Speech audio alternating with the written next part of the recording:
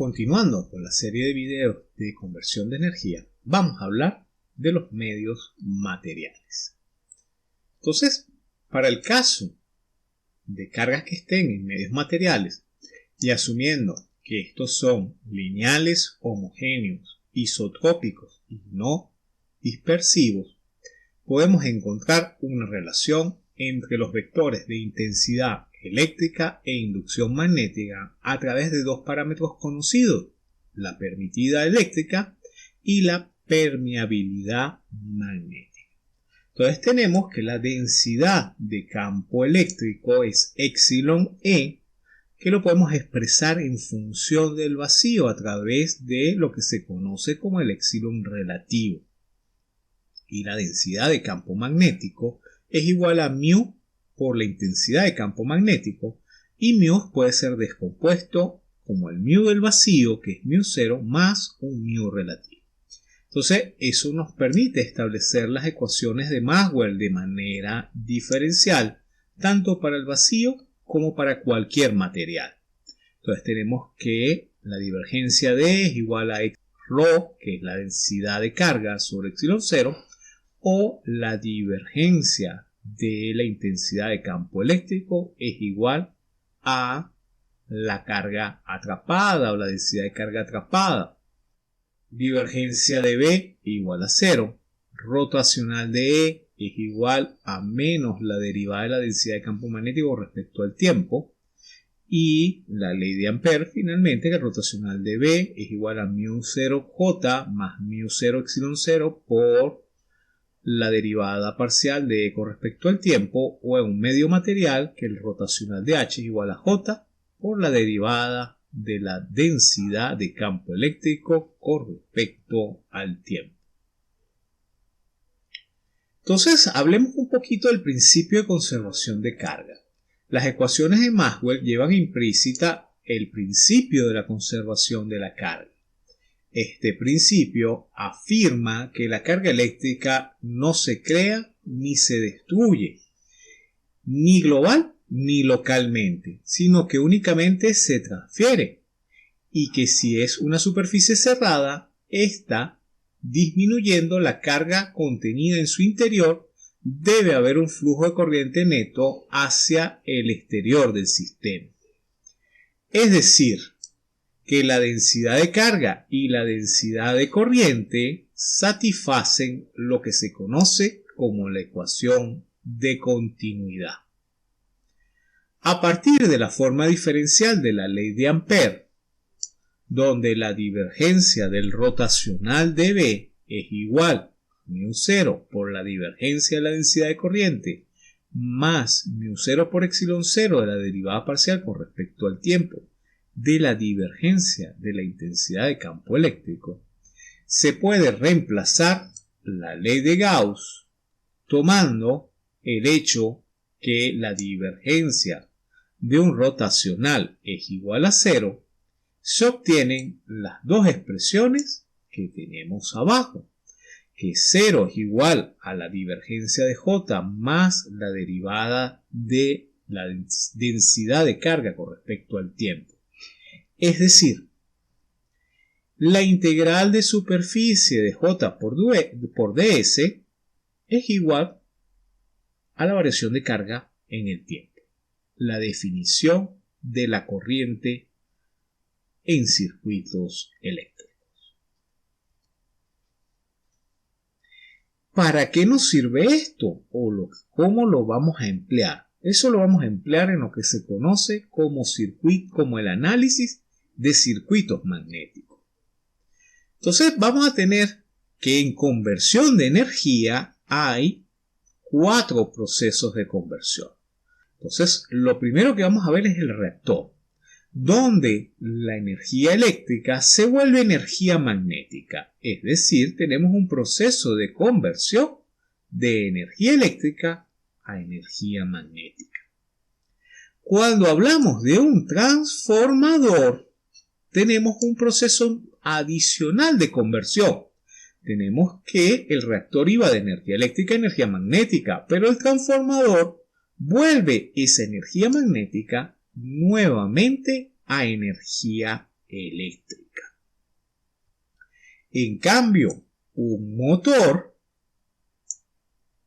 va a tener un proceso de conversión que arranca de energía eléctrica, pasa a energía magnética y esa energía magnética se vuelve energía mecánica.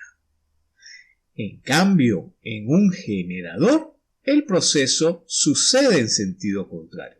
La energía mecánica se transforma en energía magnética y esa energía magnética a energía eléctrica. Cada una de las etapas de este proceso de conversión conlleva unas pérdidas asociadas. Por tanto, el proceso de conversión no presenta eficiencia del 100%, sino su eficiencia es menor. Si tenemos piezas móviles, la eficiencia baja, como es el caso de las máquinas rotativas o lineales, bien sea en su comportamiento como motor o como su comportamiento como generador. En cambio, si la máquina eléctrica es inmóvil, como son los reactores o los transformadores, el proceso de conversión se realiza de manera más eficiente. Entonces, para analizar los circuitos magnéticos, vamos a utilizar la ley de Ampère en su forma diferencial, rotacional de H igual a J más la variación con respecto al tiempo de la densidad de campo eléctrico, o epsilon por E. Para baja frecuencia se puede asumir que la corrección por desplazamientos de carga, es decir, que la variación de D con respecto al tiempo es igual a 0. Por tanto, me puedo quedar con la ecuación de Ampère en su forma más pura, establecida por el mismo Ampère durante el siglo XIX, en donde el rotacional de H es igual a J, siendo H la intensidad de campo magnético en amperes sobre metro, J la densidad de corriente en amperes sobre metros cuadrados, D la densidad de flujo eléctrico, amper por segundo sobre metro cuadrado, y E la intensidad de campo eléctrico en voltios sobre metro. Epsilon, la permitida Coulomb cuadrado sobre Newton metro cuadrado. Para formas geométricas relativamente simples, como pueden ser trapecios, paralelepípedos, se puede aproximar la ecuación de Ampère utilizando la forma integral, es decir, que la integral de superficie del rotacional de H por el diferencial de superficie es igual a la corriente neta, que es la integral de superficie de la densidad de corriente por el diferencial de corriente. Aplicando el teorema de Stokes, podemos pasar de la integral de superficie a una integral de línea cerrada. Entonces, finalmente, la ecuación de Ampère macroscópica para circuitos magnéticos establece que la integral de línea en un circuito cerrado de H.dl es igual a la sumatoria de corriente en la superficie, que no es más que la sumatoria del número de vueltas por la corriente que circula por cada espira. Entonces, vamos a definir esa sumatoria del número de vueltas por corriente como la fuerza magnetomotriz total.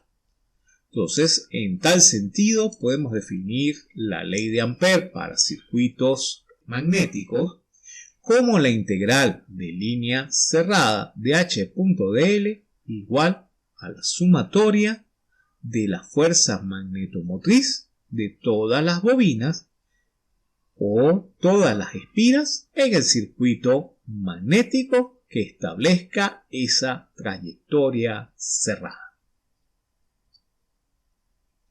Entonces tenemos aquí un circuito magnético como el que vemos en la figura, donde tenemos una espira con un número de vueltas determinado por la cual circula una corriente. Ya habíamos hablado por teoría electromagnética que sobre esa espira se produce un campo magnético que sigue la regla de la mano derecha.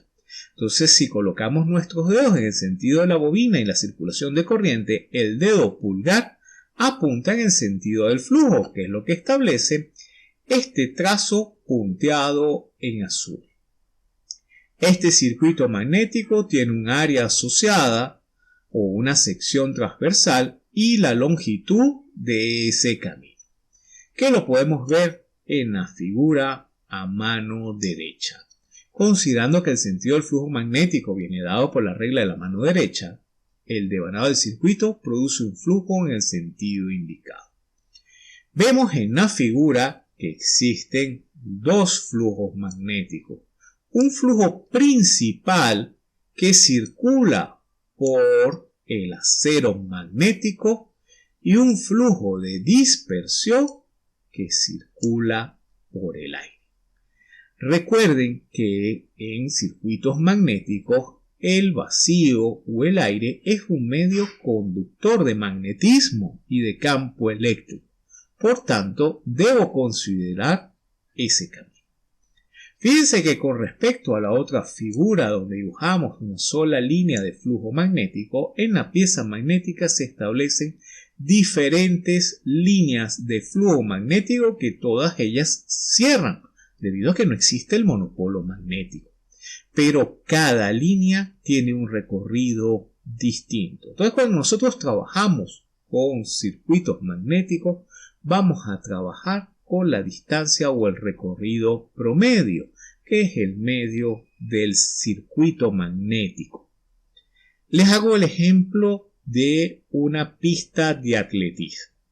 Cuando corren los 100 metros planos los atletas, ustedes se han dado cuenta que el punto de partida de cada uno de los atletas depende de su posición con respecto al centro de la pista. Es decir, el que va más cercano al centro de la pista o al extremo de la pista arranca más atrás. El que va más al borde arranca más adelante. ¿Por qué? El recorrido más cercano al centro de la pista, fíjense que es más pequeño que el recorrido que tiene que hacer el que está más lejano al centro de la pista.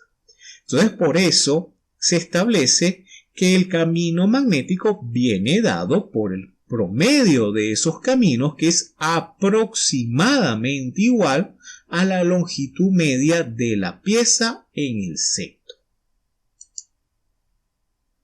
Entonces, desde ese punto de vista, donde las distancias para esa figura geométrica, la que tenemos en esta lámina, podemos aproximar que la intensidad de campo eléctrico en el hierro por la longitud del hierro es igual a la fuerza magnetomotriz, es decir, a N por. En este caso estamos despreciando las líneas que se cierran por aire, pero el material magnético resulta más atractivo y requiere menos desgaste para las líneas de campo para cerrarse. Por eso, estas prefieren utilizar el camino magnético. Pasa igual en los conductores. La corriente prefiere irse por el conductor de cobre que por el aislamiento. Eso no implica que el aislamiento no tenga una cierta corriente de fuga muy pequeña. Entonces, donde el Fe es la longitud media del camino magnético en metros y la fuerza magnetomotriz son el producto de N por I, que es ampere vuelta. Esta técnica se puede utilizar en geometrías sencillas y constantes en su sección, es decir, cuya área transversal sea uniforme a lo largo de toda la trayectoria.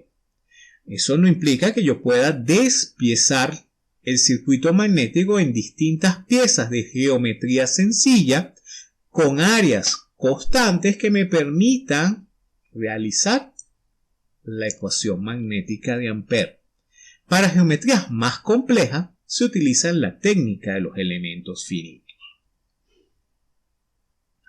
Entonces, existen dos leyes en circuitos magnéticos. La primera es la ley de conservación del flujo, que viene dado por la ley de Gauss de campo magnético. Entonces, recuerden que la ley de Gauss establece que la divergencia de B es igual a 0. Por tanto, en su forma integral, la integral de superficie de B.ds tiene que ser igual a 0. Eso en un circuito magnético lo podemos ver como el hecho de que en un punto de intersección el flujo que entra tiene que ser igual al flujo que sale. Muy parecido a la ecuación de Kirchhoff de nodos. Corriente que entra a un nodo igual a corriente que sale. Entonces, en el mundo magnético existe lo que se conoce como la ley de Kirchhoff de campo magnético, que es la ley de conservación de flujo. El flujo neto que atraviesa una superficie tiene que ser igual a cero, porque no hay sumideros de campo magnético. Entonces, el flujo que entra tiene que ser igual al flujo que sale. Entonces, en conclusión, para la pieza que tenemos aquí, Phi, que es el flujo del lado izquierdo, tiene que ser igual al flujo del lado derecho más el flujo que se va por la estructura central de ese circuito magnético. La densidad de campo magnético en el sistema internacional viene dada por la unidad de teslas o Weber sobre metro cuadrado.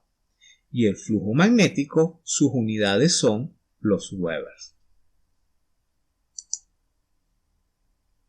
Por otro lado, tenemos la ley de Faraday. ¿Cómo se aplica en el circuito eléctrico? La ley de Faraday, ya dijimos, rotacional de E igual a menos μ0 por la derivada parcial de H con respecto al tiempo. Aplicando el teorema de Stokes, podemos pasarlo al mundo integral, donde la integral de superficie de E.ds del potencial eléctrico es igual a la derivada con respecto al tiempo de el flujo magnético N por B por el área transversal.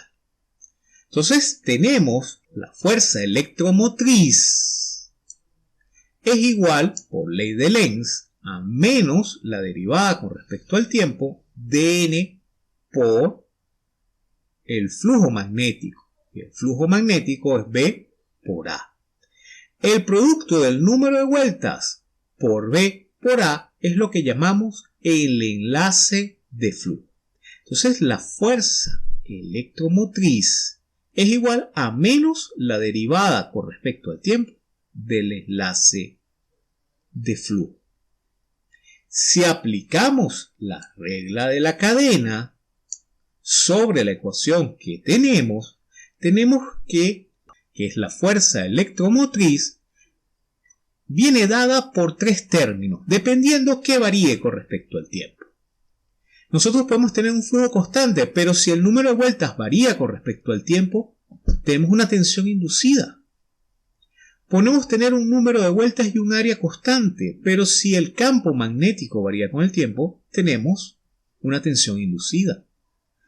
Podemos tener un número de vueltas y una densidad de campo magnético constante, pero si el área varía con respecto al tiempo, tenemos tensión inducida.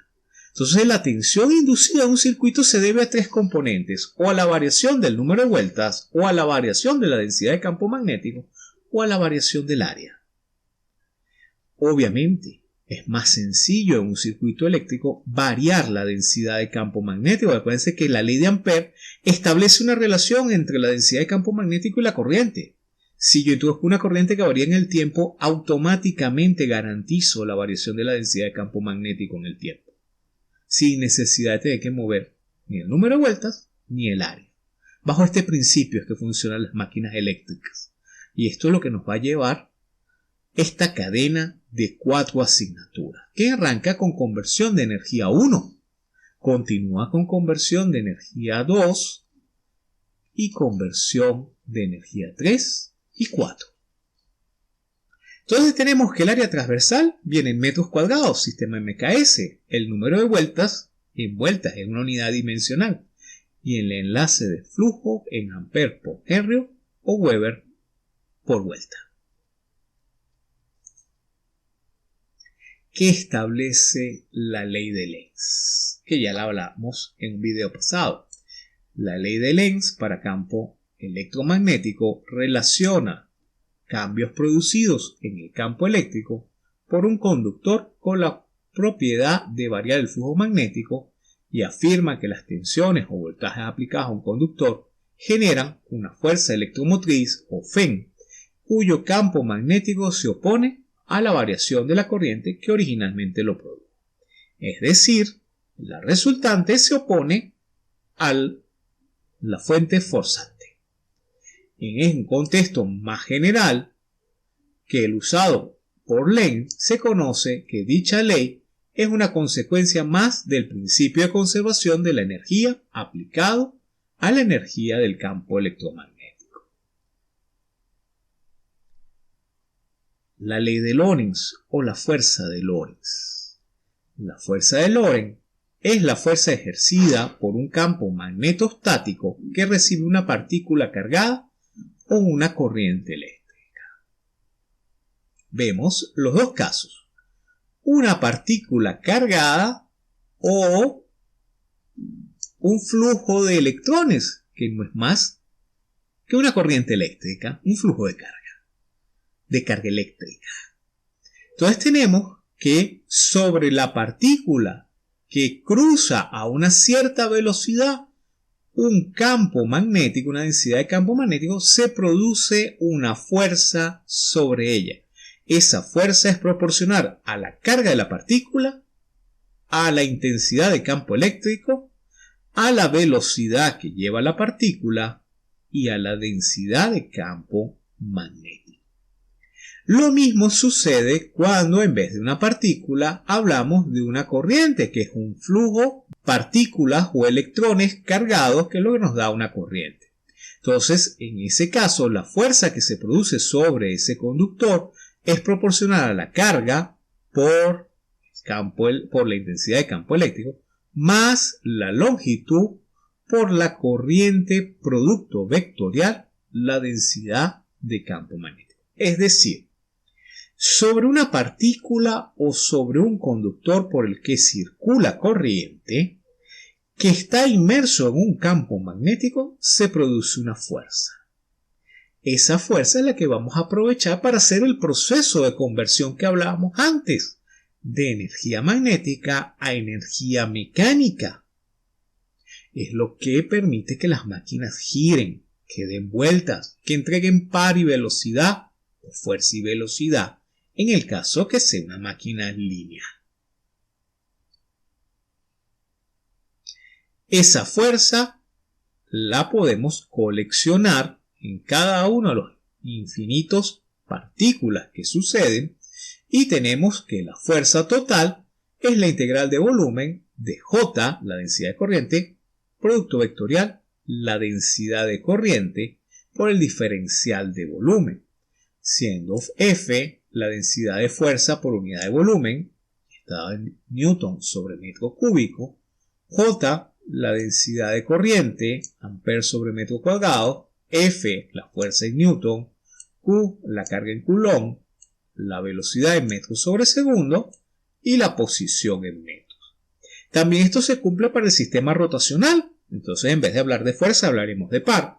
En vez de velocidad lineal, hablaremos de velocidad angular. Y en vez de posición, hablaremos de ángulo. Esta fuerza viene dada también por la regla de la mano derecha, que se puede hacer o bien por la rotación de la mano derecha, como explica la figura, a mano izquierda, o por el hecho de colocar la palma de la mano como lo representa la figura de mano derecha, en donde el pulgar apunta al sentido de la velocidad, los dedos al sentido de la densidad de campo magnético y la palma de la mano en el sentido del vector de fuerza, o haciendo el producto vectorial de la velocidad con respecto a la densidad de campo magnético, el pulgar apunta en el sentido de la fuerza. Cuando ese fenómeno se presenta en una espira que atraviesa un campo magnético, sobre cada uno de los extremos de la espira se producen fuerzas en sentido contrario.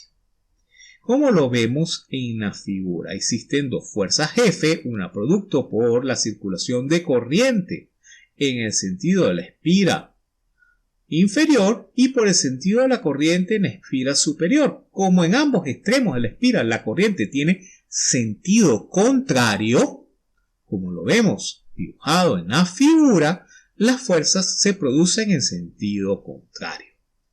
Dos fuerzas aplicadas sobre un eje de rotación permite un movimiento circular. De esta manera funcionan las máquinas eléctricas. Necesito una espira que tenga la misma disposición de la figura. Eso va a producir un punto de rotación con respecto al eje de la bobina. Lo mismo sucede sobre un conductor.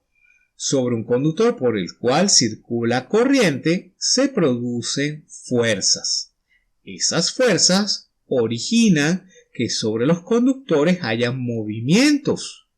Eso produce en electricidad que cuando nosotros vemos algunas estructuras tipo poste y vemos ángulos de cambio en el tendido eléctrico, es necesario apuntalar el poste con una guaya al piso. Eso es lo que se conoce como un contrapeso y permite compensar las fuerzas de Lorentz que se producen sobre el poste debido a que cambiaron la dirección del tendido bruscamente.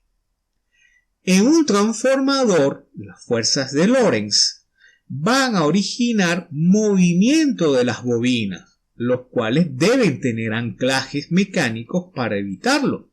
En cambio, en un motor o en una máquina eléctrica, vamos a aprovechar la fuerza de Lorentz para originar el movimiento rotacional, que es el que me permite extraer energía del sistema eléctrico, pasar la energía mecánica y llevarla finalmente a el accionamiento.